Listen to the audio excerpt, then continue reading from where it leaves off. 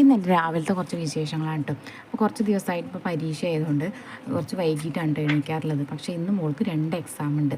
പിന്നെ രാവിലെ ട്യൂഷനും ഉണ്ടാകും, അവൾക്ക് ചോറ് കൊണ്ടുപോകണം. അപ്പോൾ ഞാൻ രാവിലെ ഒരു 4:45 ആയപ്പോൾ എണീറ്റു. പിന്നെ അടിക്കലും തുടയ്ക്കലും കുളിയൊക്കെ കഴിഞ്ഞ് വിളക്ക് വെച്ചിട്ട് നേരെ അടുക്കളയിലേക്ക് വന്നു കേട്ടോ. വന്നിട്ട് തീ കത്തിക്കാൻ നോക്കുകയാണ്. ഒന്നാകെ ഒരു പുക കിട്ടിയിട്ടുണ്ടായിരുന്നു. കുറേ പണി എടുത്തിട്ടാണ് കേട്ടോ തീയൊന്ന് കത്തിക്കിട്ടിയത്. ഇന്ന് എന്താ പറ്റിയെന്നറിയില്ല. അപ്പോൾ അങ്ങനെ അരിയിട്ടിട്ട് പിന്നെ ഞാൻ വേഗം മോൾക്ക് ഒരു ഗ്ലാസ് കട്ടൻ ചായ കൊണ്ട് കുട്ടികളെ ഇന്ന് പഠിക്കുന്നുണ്ടായിരുന്നു. ഞങ്ങൾ ദോശയും ചമ്മന്തിയാണ് ഉണ്ടാക്കുന്നത്. ഉള്ളിയും തക്കാളിയും തേങ്ങയൊക്കെ ഇട്ടിട്ട് ഉണ്ടാക്കുമല്ലോ, അങ്ങനത്തെ ഒരു ചമ്മന്തിയാണ് ഉണ്ടാക്കുന്നത്. പിന്നെ അവൾ പോവാറായപ്പോഴേക്ക് ചോറ് വന്നിട്ടുണ്ടായിരുന്നില്ല. അപ്പോൾ ഞാൻ കുറച്ച് ബിരിയാണി അരി ഉണ്ടായിരുന്നു, അതുകൊണ്ട് നെയ്ച്ചോറ് ഉണ്ടാക്കി. പിന്നെ ഇതാ കച്ചമ്പരി ഉണ്ടാക്കിയിട്ടുണ്ട്. പിന്നെ വെളുത്തുള്ളി അച്ചാറുണ്ടായിരുന്നു കേട്ടോ.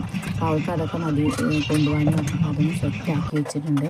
പിന്നെ അവൾക്ക് ചോറ് കൊണ്ടുപോകാൻ കുറച്ച് മടിയുണ്ട്, കാരണം മട്ടയിട്ടിട്ടാണ് ഞാൻ ചോറ് വെച്ചിട്ടുള്ളത്. അവൾക്ക് ഇഷ്ടമല്ലായിരുന്നു.